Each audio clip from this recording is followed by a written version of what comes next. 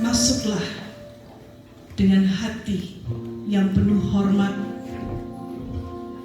dengan sukacita, karena Dia kudus, Anak Domba Allah.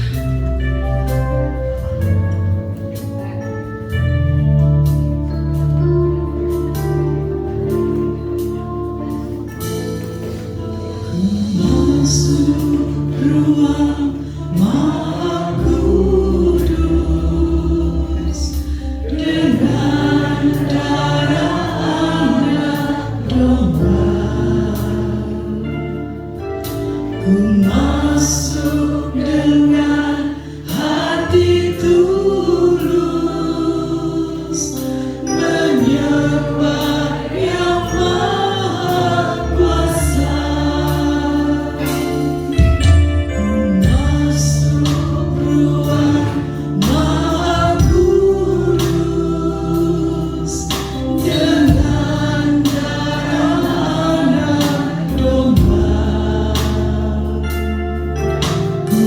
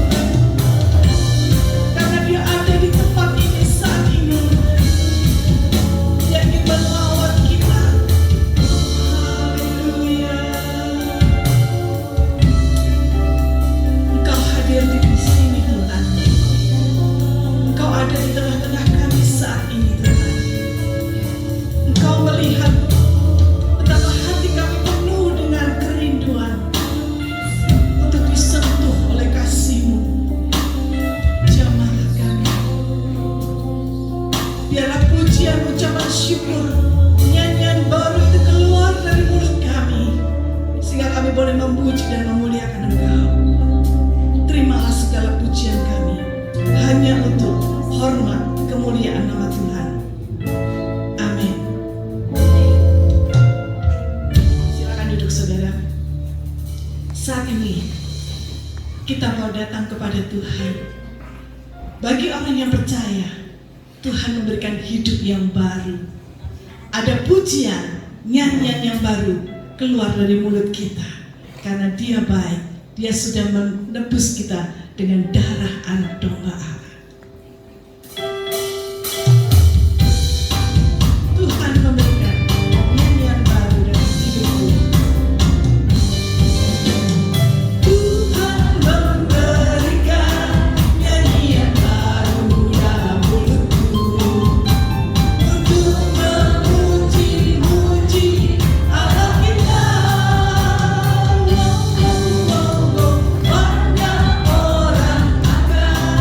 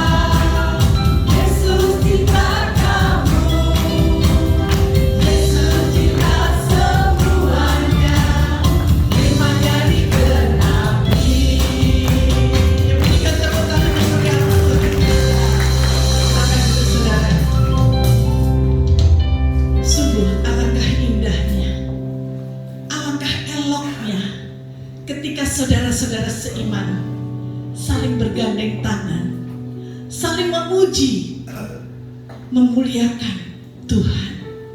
Disitulah berkat Tuhan akan mengalir di tengah-tengah kita. Amin. Betapa indah dan betapa eloknya kalau saudara seiman hidup dalam persatuan.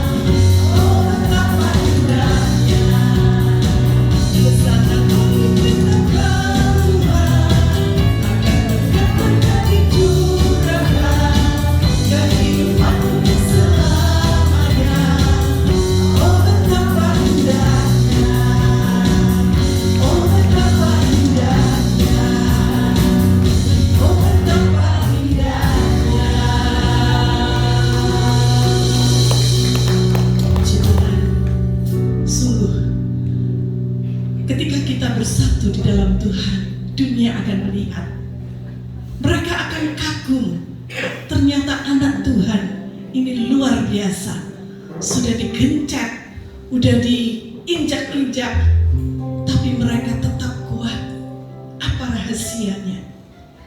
Ketika kita mau bersatu di dalam Tuhan, itulah sumber kekuatan kita. Ketika kita mau menyerahkan hidup kita untuk dipimpin oleh Tuhan, Dia akan menopang kita karena Dialah Tuhan, Dialah Raja.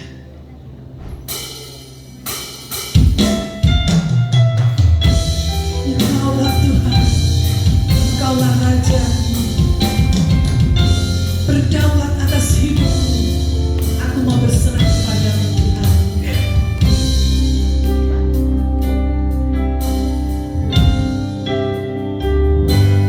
Engkaulah Tuhan.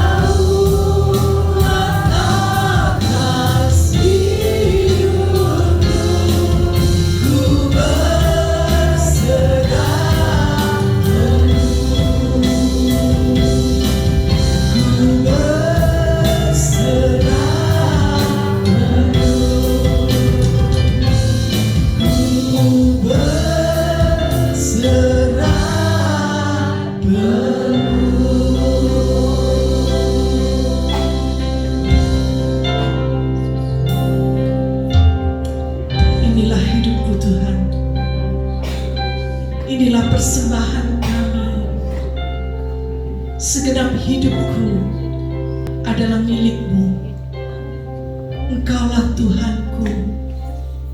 Engkaulah Raja yang memiliki hak penuh atas hidupku. Kami di sini umat-Mu Tuhan. Kami rindu untuk dibentuk menjadi sama seperti Tuhan.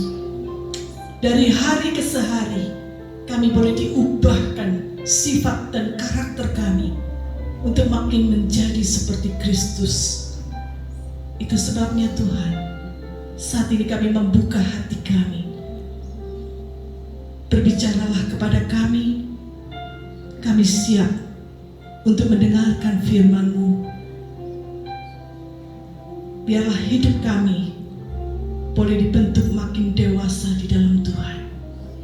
Pakai hamba-Mu sebentar untuk menjadi saluran berkat, untuk menyampaikan kebenaran firman-Mu yang membentuk kami untuk semakin mengerti kehendak dan rancangan Tuhan. Berbicaralah ya Tuhan, kami siap mendengarkan. Di dalam nama Tuhan Yesus Kristus. Dan setiap kita yang percaya katakan amin. Silakan duduk saudara. Untuk selanjutnya saya berikan kepada Bapak Yohanes.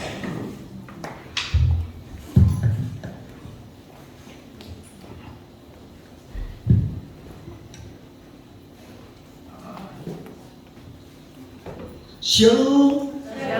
Oh, suaranya kok lembut sekali. Shalom. Puji nama Tuhan.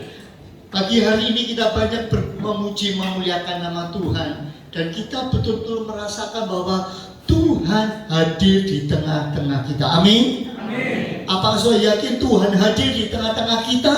Amin. Saudara yakin bahwa Tuhan adalah Raja atas hidup saudara? Amin. Pertanyaannya, apa buktinya Tuhan adalah Raja atas hidup saudara? Apa kenyataannya bahwa memang benar-benar Tuhan adalah Raja atas hidup saudara? Itu sebabnya pagi hari ini saya ingin mengajak saudara bersama-sama, bukan hanya sekedar memuji, memuliakan Tuhan dan mengatakan Engkaulah Raja, Engkaulah berdaulat atas hidupku. Tapi pertanyaan, benarkah Dia benar-benar berdaulat atas kehidupan saudara? Itu sebabnya pagi ini saya beri judul Soli Deo Gloria. Apa maksudnya Soli Deo Gloria? Soli Deo Gloria, glory to God alone.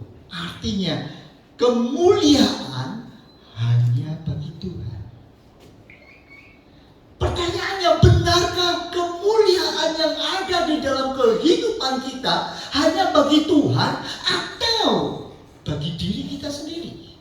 Atau bagi kesenangan kita sendiri, atau bagi nama kita, atau bagi jabatan kita, atau bagi segala sesuatu yang kita pikirkan terbaik untuk kita? Saudaraku sekalian, ada perbedaan yang sangat jauh, ada perbedaan yang sangat jelas antara merajakan Tuhan, menjadikan Raja yang dimuliakan dan ditinggikan dalam kehidupan kita, dengan hanya mengerti bahwa Tuhan adalah Raja. Saya beri contoh. Saudara tahu siapakah yang menguasai Amerika sekarang?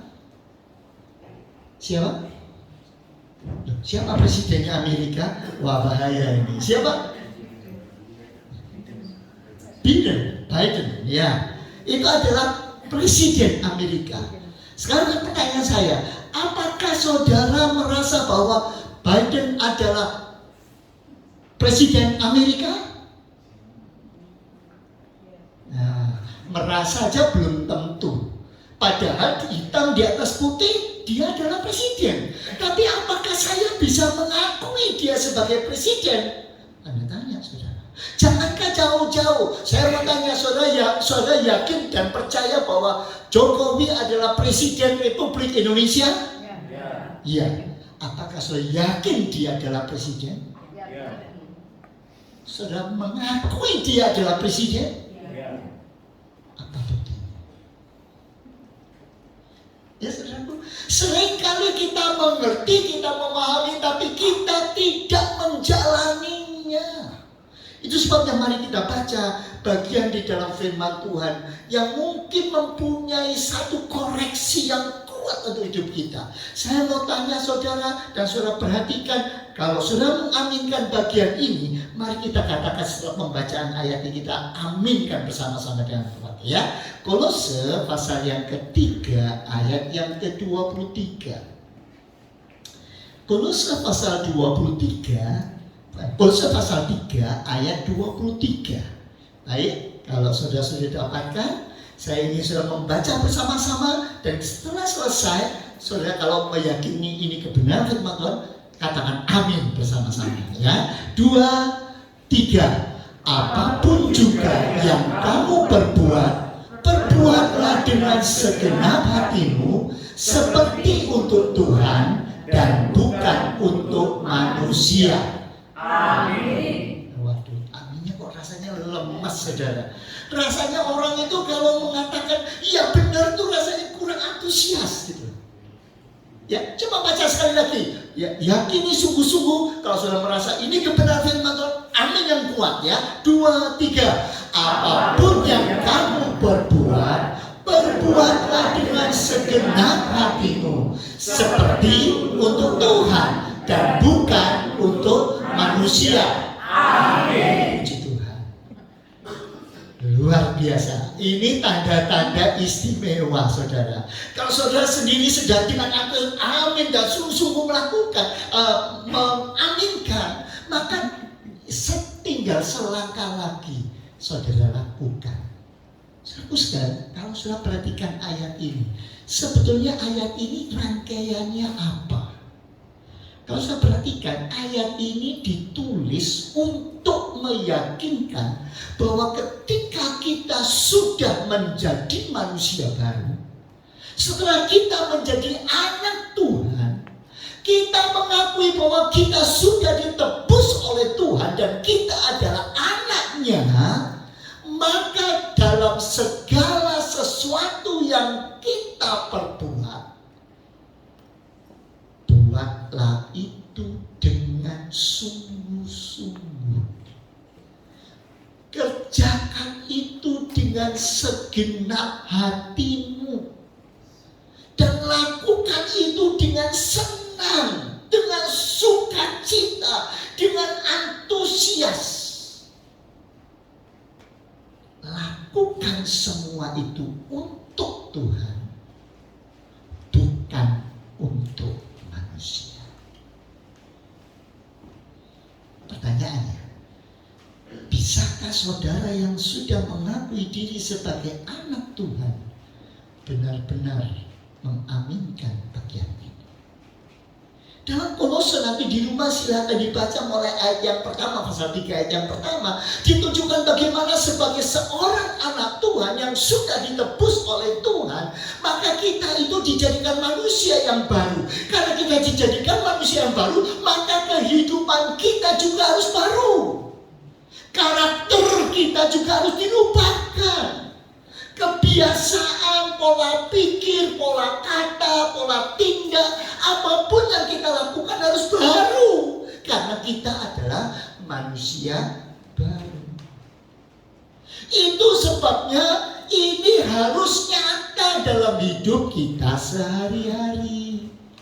Termasuk dalam hubungan antara suami istri. Nanti sudah baca dalam Kolose pasal 3, diawali istri harus tunduk kepada suami. Wah, suami saudara, wah itu loh, dengar, tunduk. Tapi ayat itu belum berhenti. Memang istri harus tunduk kepada suami, tetapi suami harus mengasihi istri. Jadi berarti ada sebuah pola yang jelas yang harus dikerjakan. Bukan hanya hubungan antara suami istri, tapi anak dengan orang tua. Hai anak-anak, engkau harus patuh dan taat kepada orang tuamu. Orang tua kata, dengarkan makanya, jangan keras-keras kepala, gak pernah mau dengarkan apa yang dikatakan orang tua, apa yang diarahkan orang tua. Tapi ayat itu tidak berhenti di situ. Peringatan orang tua, jangan sakiti hati anak-anakmu. Anak harus taat, tetapi orang tua juga harus memperhatikan, jangan seenaknya sendiri. Ada patokannya, ada aturannya.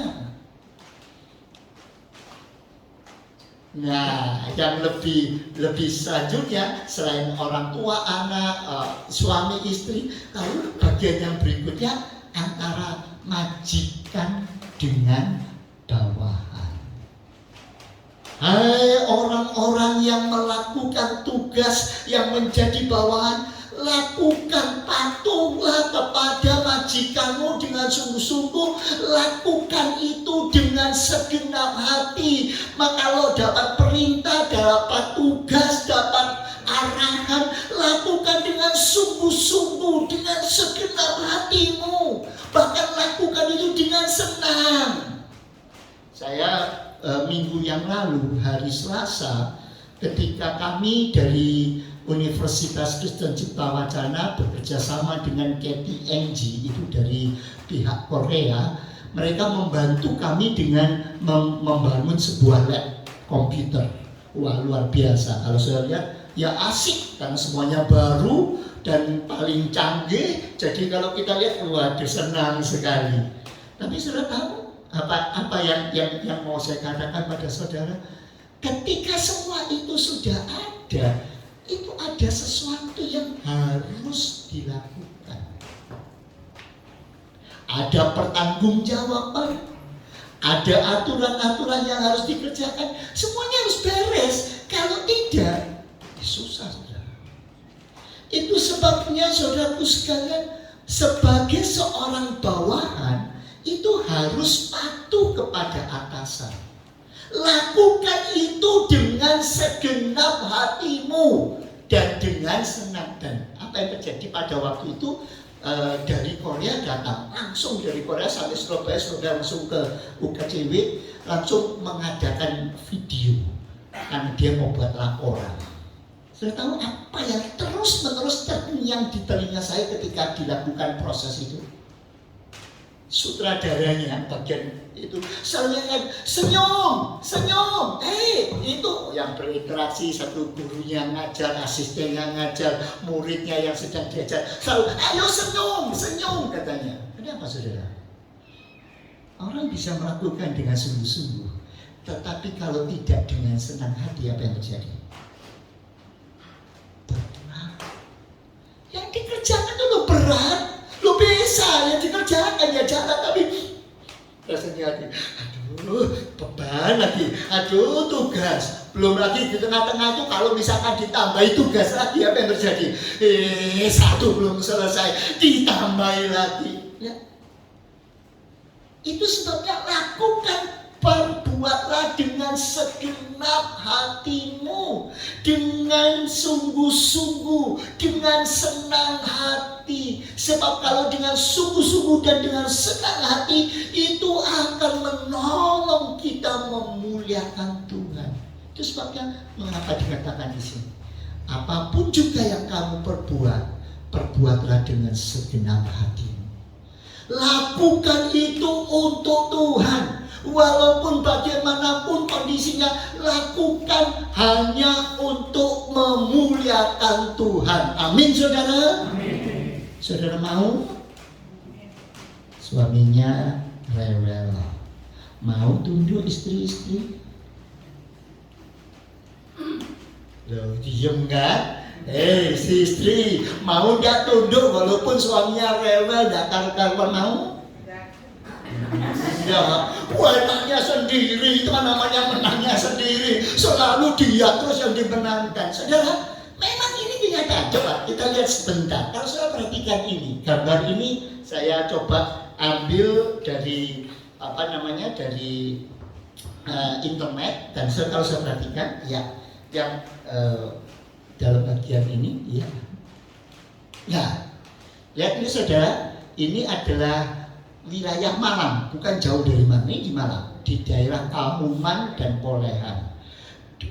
Sehari-hari ini semua di Malang tuh berlomba-lomba menjadi kampung istimewa, kampung heritage, pokoknya semua begitu ya. Nah, ditata sedemikian rupa sehingga itu pavingnya jadi begitu manis, begitu indah gitu ya. Saya kalau pergi ke rumahnya Pak Hizkia itu di depannya juga sudah dipaving bagus sekali. Pertama kali lihat tuh kaget, loh ini kok menonjol kiri, menonjol kanan, sepertinya kan gambarannya 3 dimensi seperti itu.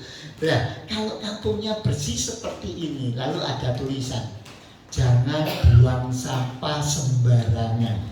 Kira-kira kalau saudara sedang makan roti, ada plastiknya, kira-kira enak gak buang sampah itu seenaknya? Kenapa? Kenapa kok begitu? Selain ada tulisan, lihat lingkungannya, situasinya mendukung.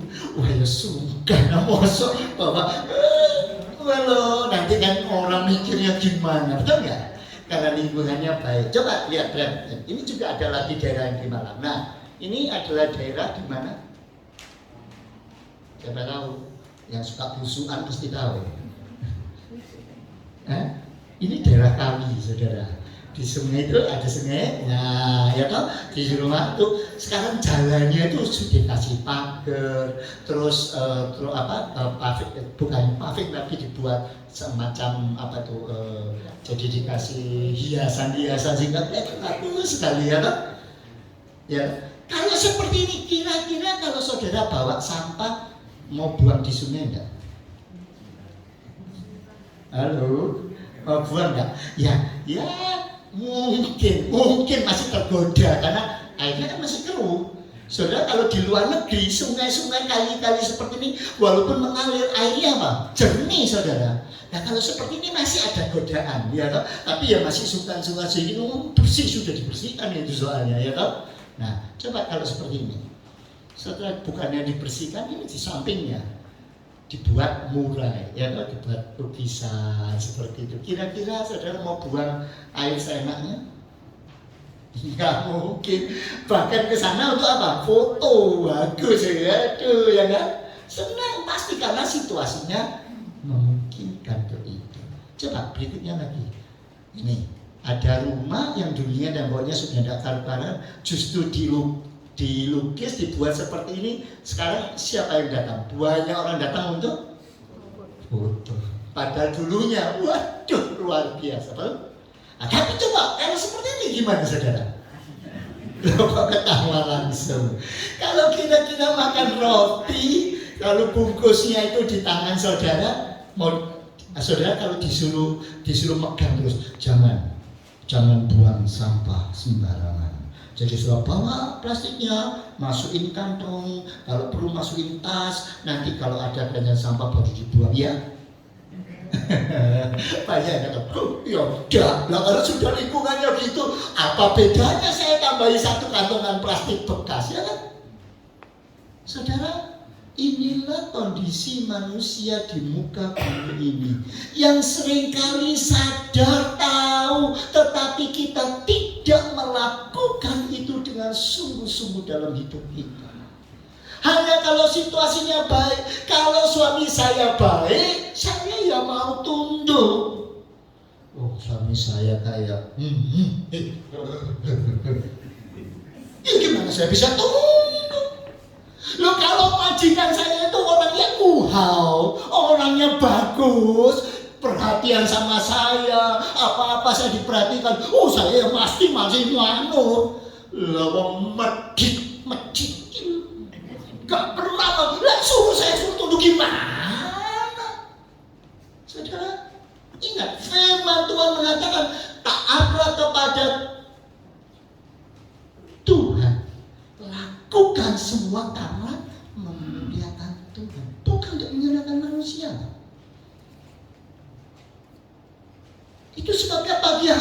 kita diingatkan, mari sungguh-sungguh biarlah kita melakukan segala sesuatu itu untuk Tuhan. Coba terus lihat, ini ada beberapa daerah lagi. Nah ini di daerah yang istilahnya sudah lebih istimewa lagi, karena itu sungainya bukan sungai air tapi sungai sampah. Ya toh? Oh ini kan di Indonesia. Sudah kamu mau tahu di luar negeri? Let's see. Nah, ini kampung sampah. Rumahnya tingkat, tapi tempatnya sampah. Di mana ini? Kairo. Dekat Kairo.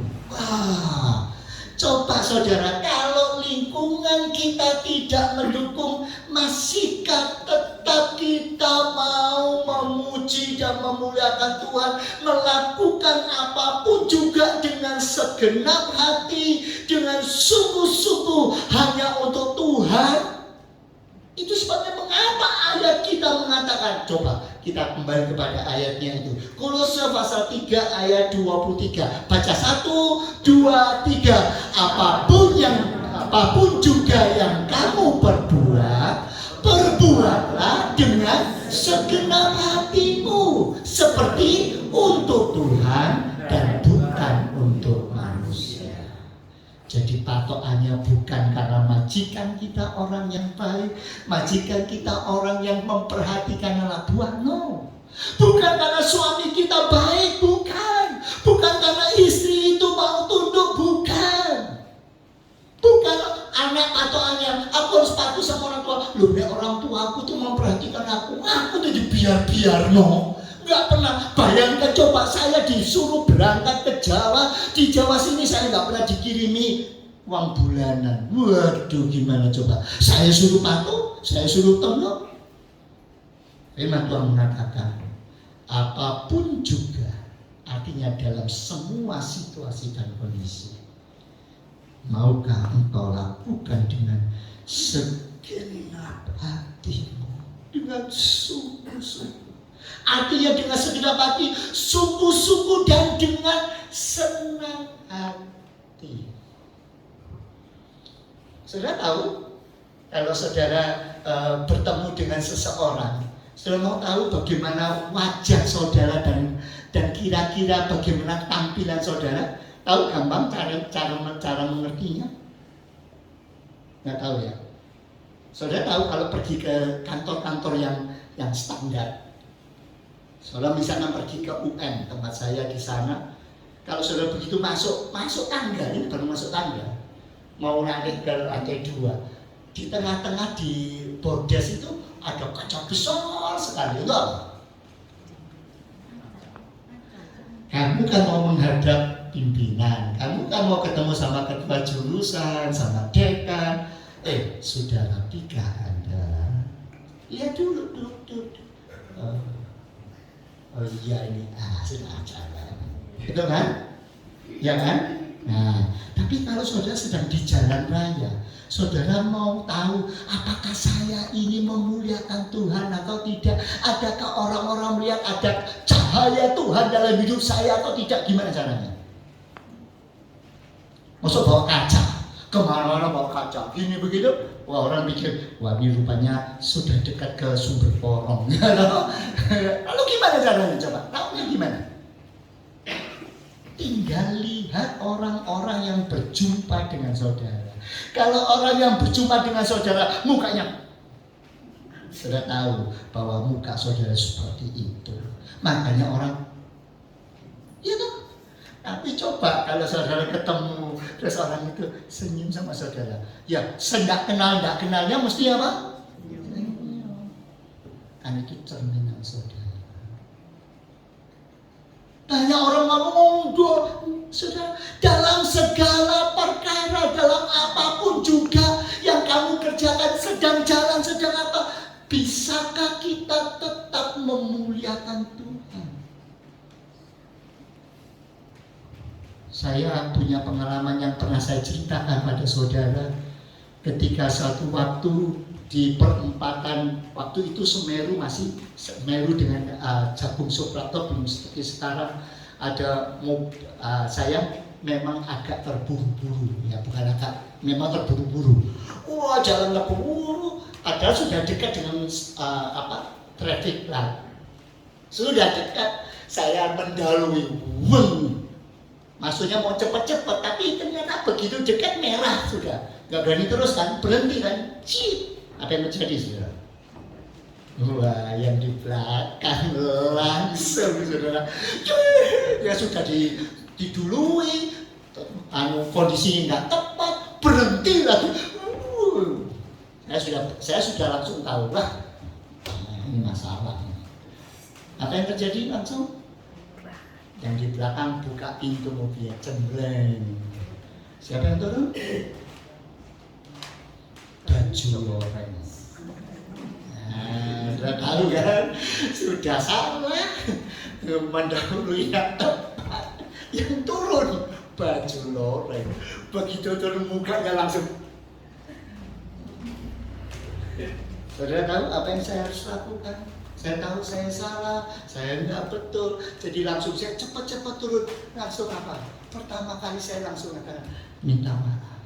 Minta maaf. Dengan wajah, dengan sungguh-sungguh, dengan segenap hati. Yang dulunya.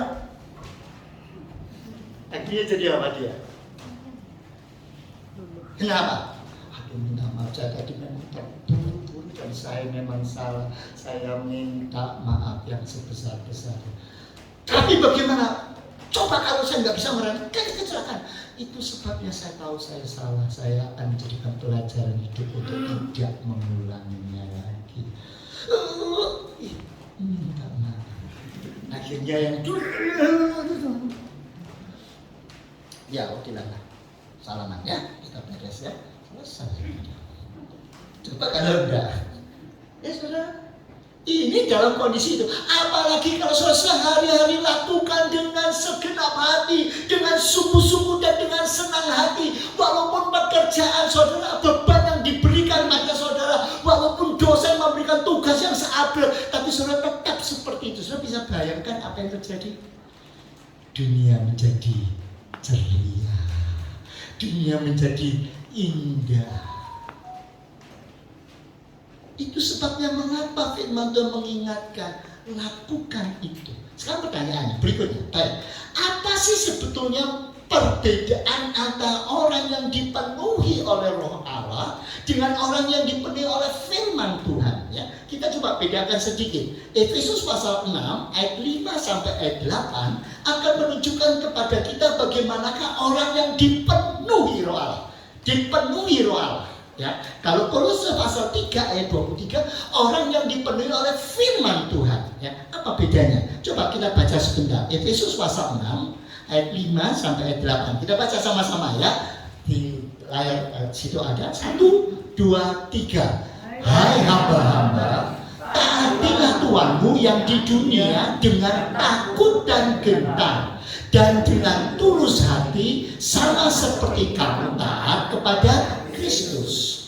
Jangan hanya di hadapan mereka saja untuk menyenangkan hati orang, tetapi sebagai hamba-hamba Kristus yang dengan segenap hati melakukan kehendak Allah. Ayat ke-7. Dan yang dengan rela menjalankan pelayanannya seperti orang-orang yang melayani dan bukan.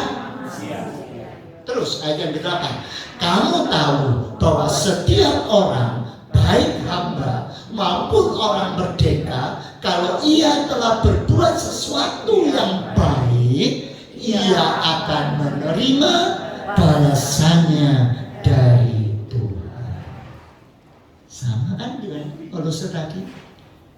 Apa perbedaannya? Apa perbedaan antara dipenuhi oleh Roh Allah dan dipenuhi oleh firman Tuhan? Kalau sudah perhatikan ternyata kalau sudah lihat perbedaannya, ternyata tandanya sama, saudara. Apa tandanya sama? Coba lihat. Tandanya satu, orang yang dipimpin oleh Roh Allah atau orang yang dipimpin oleh firman Tuhan, mereka mempunyai damai sejahtera dan hati yang gembira. Di dia lakukan itu dengan sukacita. Tidak pernah mengomel. Saudara, saya yakin, saya percaya saudara sangat senang sekali kalau punya anak buah yang kalau disuruh apa-apa selalu dia mengatakan, kenapa sih harus begitu? Tidak enak, oh kok sangat berat, kok selalu saya aja, kok terus-terusan saya, pasti saudara senang. Amin.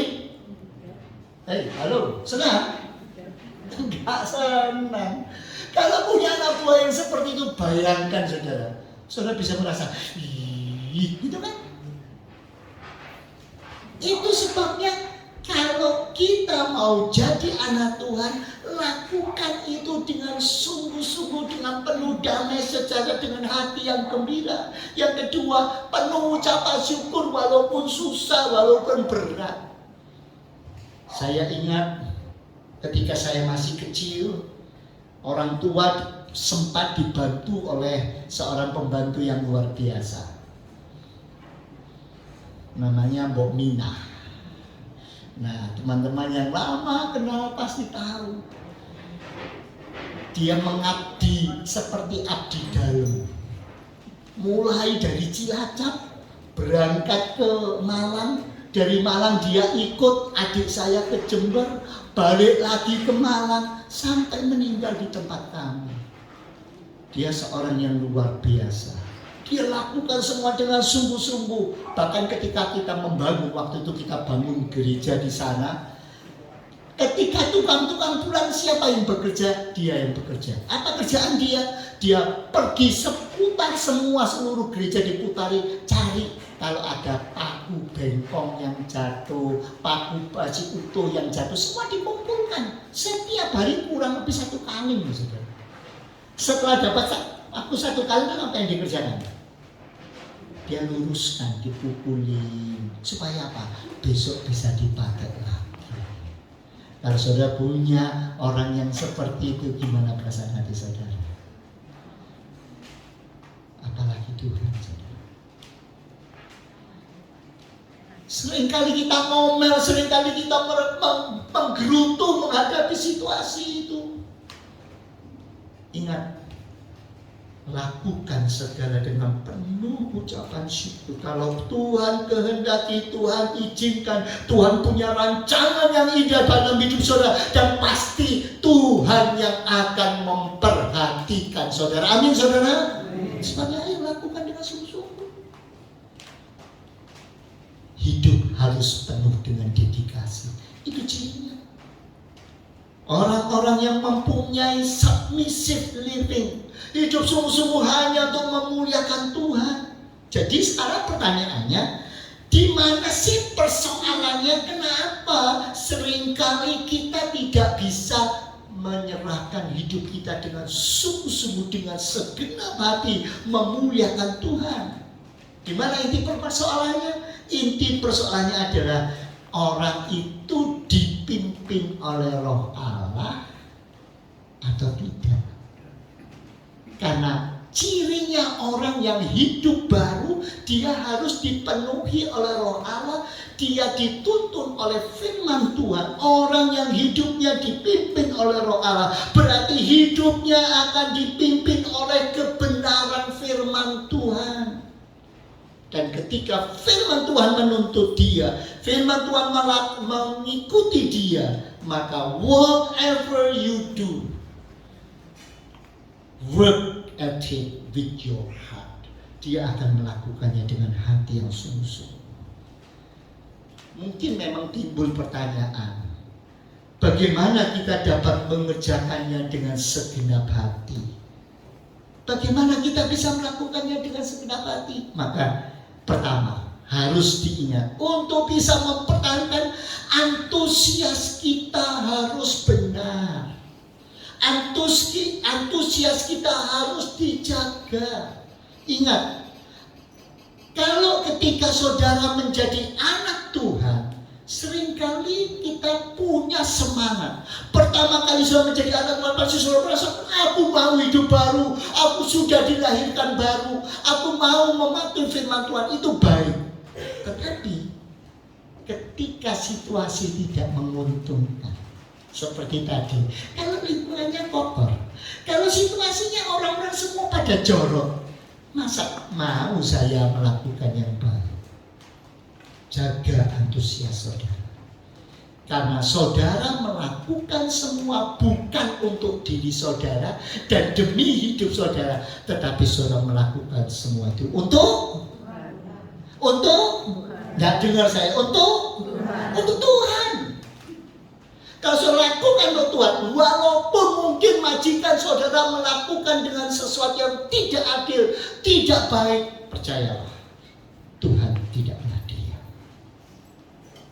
Tuhan yang memperhatikan saudara, Dia juga yang akan mengangkat saudara.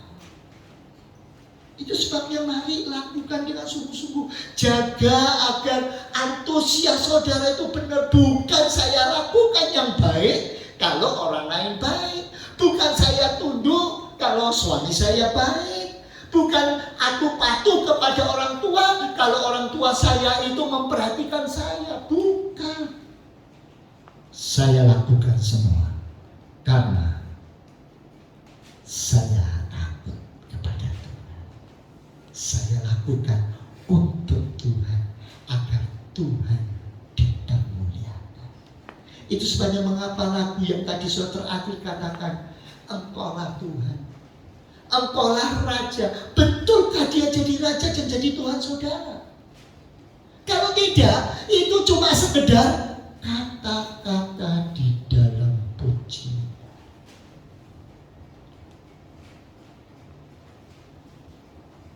Mungkin saudara protes, loh masih mending, saya masih ikut nyanyi, itu sebelah saya nggak ikut nyanyi. Oh, saya kan masih mending nyanyi. Engkaulah Tuhan. Oh bagus, ikut nyanyi sudah lebih bagus. Tapi pertanyaannya akan jauh lebih bagus kalau pujian saudara keluar dari hati saudara.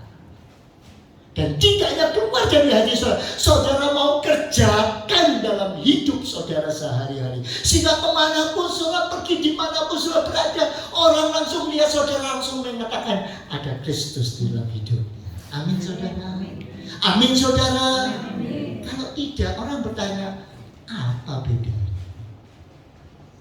Saya masih sangat terkenang sekali dengan kisah tentang bagaimana seorang gadis kecil buta yang ketika dia menghidupi hidupnya sendiri karena ditinggal oleh orang tua dan saudara-saudaranya dalam sebuah kecelakaan. Akhirnya dia yang buta, yang tidak bisa apa-apa, hanya bisa mempertahankan hidup dengan berjualan buah apel di lapangan udara. Kenapa kok dia ditinggal oleh keluarga?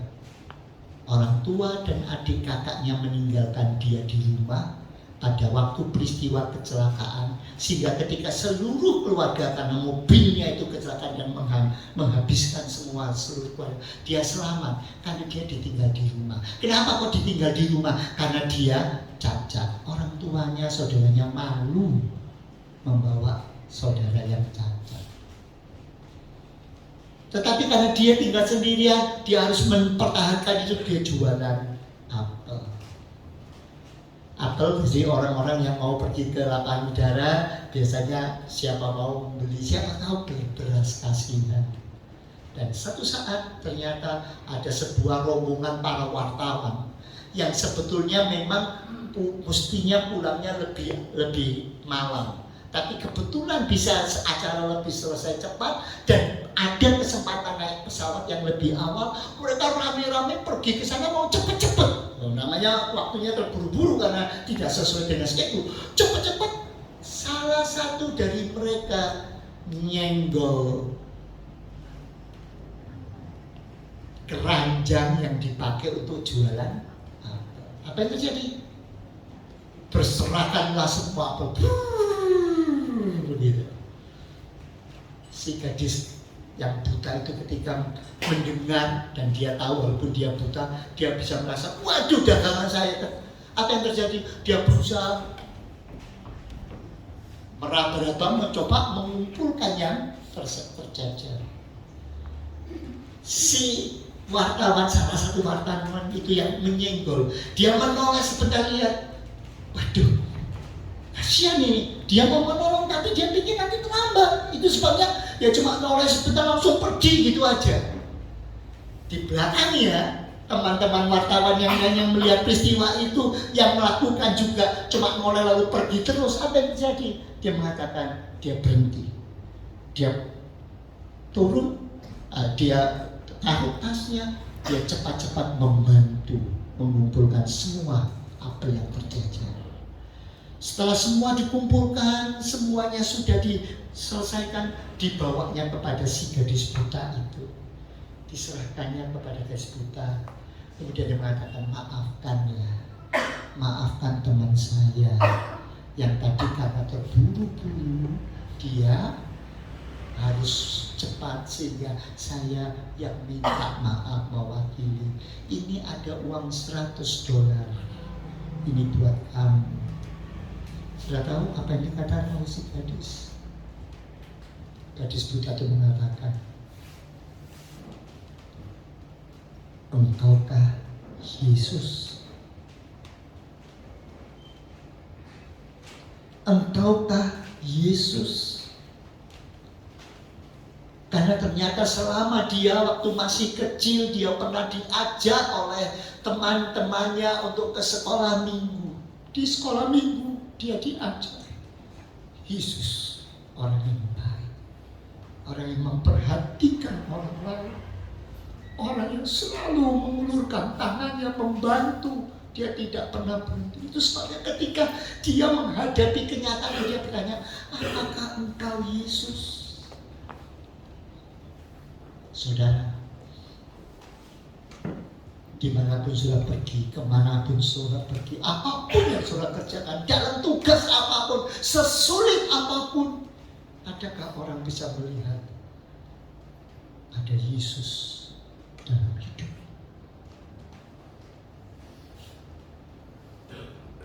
Lakukanlah segala sesuatu yang kau lakukan dengan segenap hati, bukan untuk manusia, tapi lakukan untuk Tuhan. Saya yakin, saya percaya, kalau saudara lakukan itu dengan sungguh-sungguh, maka Tuhan akan dipermuliakan oleh hidupmu. Orang akan melihat ada Tuhan dalam hidupmu, dan engkau akan membawa banyak orang datang kepada Tuhan. Itu sebabnya, mari pagi hari ini kita menundukkan kepala. Seringkali kita merasa sangat sulit untuk melakukan seperti yang firman Tuhan minta. Seringkali kita merasa beban yang berat karena aku merasa aku tidak diperlakukan dengan baik. Apalagi ketika saudara merasa bahwa saudara tidak punya cukup sarana untuk bisa melakukan tugas panggilan saudara, pelayanan saudara, berat mungkin. Tapi firman Tuhan mengatakan, kalau Tuhan berikan tugas, kalau Tuhan berikan beban itu, lakukan itu untuk Tuhan. Jangan mengatakan aku tidak punya cukup sarana, aku tidak punya cukup uang untuk menuntaskan tanggung jawab dan pekerjaan ini. Tapi katakan, Tuhan, saya tahu tugas ini tugas yang sulit. Tapi dengan sarana yang saya punya, dengan uang yang cuma sebesar ini, apa yang tetap saya bisa lakukan untuk Tuhan, agar Tuhan dipermuliakan. Ketika saudara mulai kehilangan antusias, seringkali kita mengatakan, bukankah ini sesuatu yang sangat tidak masuk akal untuk saya kerjakan? Aku tidak bisa, aku tidak bisa melakukan yang seperti ini. Tapi ketahuilah, kalau Tuhan berikan kepercayaan, sesulit apapun situasi saudara, sesulit apapun lingkungan saudara, sekecil apapun sarana prasarana yang saudara punya, kalau Tuhan utus, Tuhan berikan kemampuan, Tuhan pasti tunjukkan apa yang akan bisa saudara kerjakan, sekecil apapun. Itu sebabnya mari kita dipanggil oleh Tuhan, kata Tuhan, aku mau melakukan. Walaupun mungkin aku tidak mampu, aku sangat kecil, tapi saya tahu Tuhan yang memampukan aku. Amin saudara.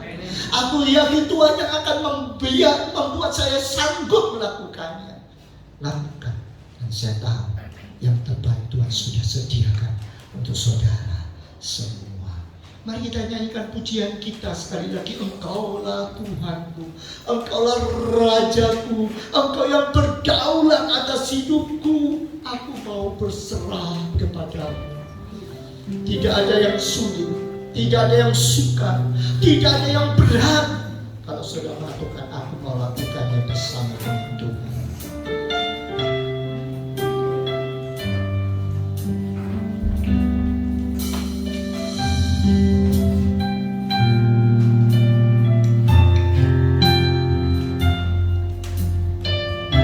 Mari kita renungkan dengan dalam.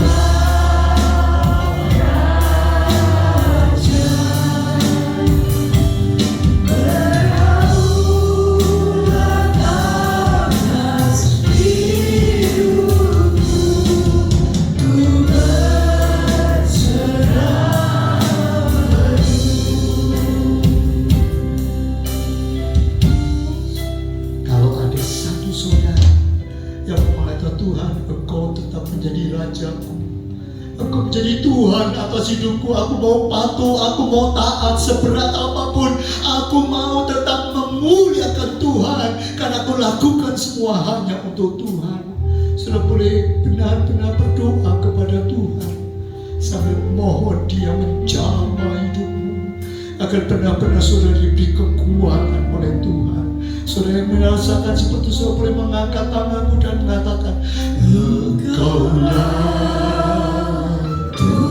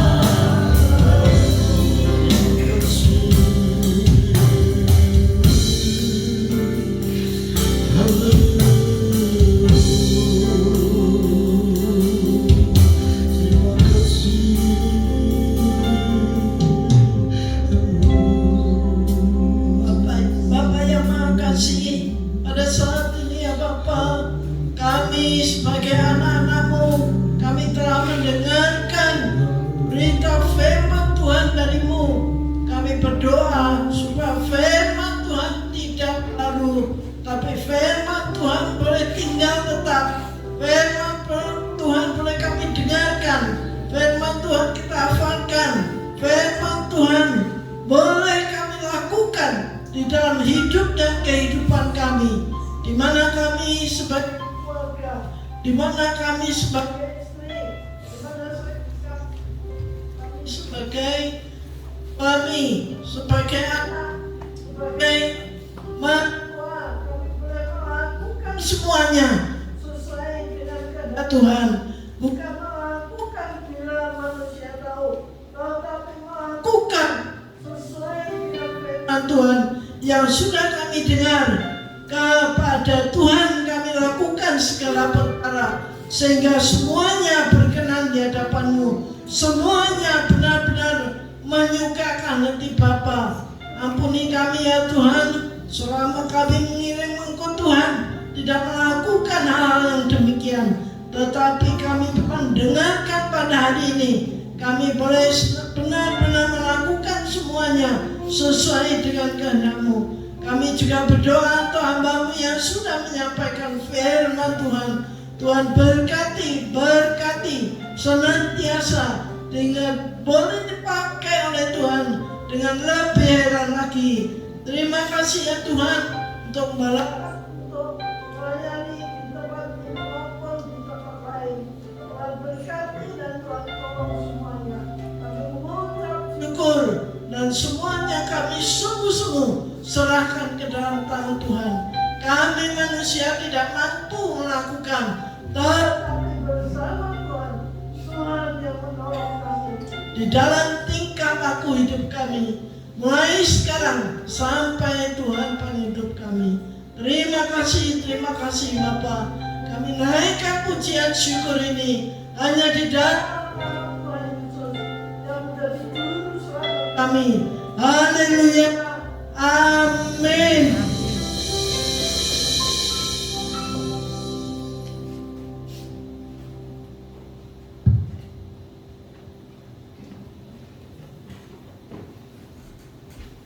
Puji nama Tuhan.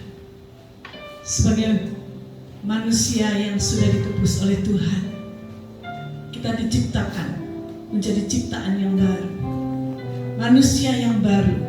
Itu sebabnya setiap perkataan kita pun harus memuliakan Tuhan. Tuhan memberikan nyanyian baru dalam mulut kita, sehingga apapun yang kita katakan membuat orang percaya kepada Tuhan. Amin. Kita nyanyikan lagu ini. Tuhan memberikan nyanyian baru dalam mulutku untuk memuji Allah kita. Kita siapkan persembahan kita untuk memuliakan nama Tuhan. Tuhan memberikan nyanyian baru dalam mulutku untuk memuji Allah kita. Banyak orang akan melihatnya dan menjadi takut.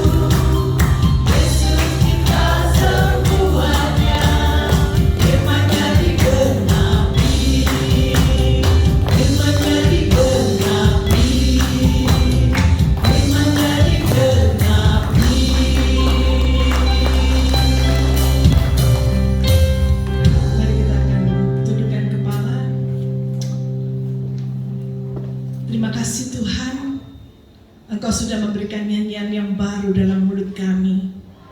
Biarlah sepulang kami dari tempat ini, kami sudah menjadi manusia-manusia yang baru di dalam Tuhan.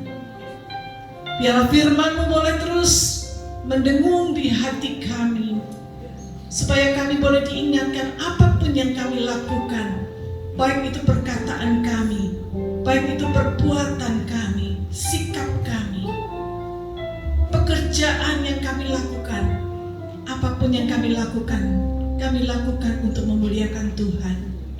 Bukan hanya untuk kepentingan diri kami sendiri, tetapi kami boleh Tuhan melakukan ini untuk kerajaan surga.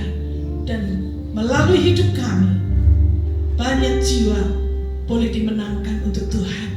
Inilah yang menjadi kerinduan kami Tuhan sebagai manusia-manusia baru. Biarlah semua yang sudah Tuhan kerjakan atas hidup kami boleh benar-benar menyukakan hati Tuhan. Dan semua persembahan yang sudah kami berikan, Tuhan berkenan, Tuhan sucikan agar boleh menjadi berkat bagi banyak orang dan bagi gereja ini. Terima kasih Tuhan, berkati setiap tangan-tangan yang sudah memberikan. Engkau membalas dengan limpahnya. Segala yang diperlukan Tuhan cukupkan. Karena kami tahu Tuhan tidak pernah berhutang. Itu sebabnya Tuhan, kami sembahkan semua hanya untuk kemuliaan nama Tuhan. Mari saudara kita mengangkat tangan kita di hadapan Tuhan. Kiranya berkat dari Allah Bapa Surgawi, kasih sayang dari Tuhan kita Yesus Kristus, dan persekutuan dengan Roh Kudus menyertai engkau. Pulanglah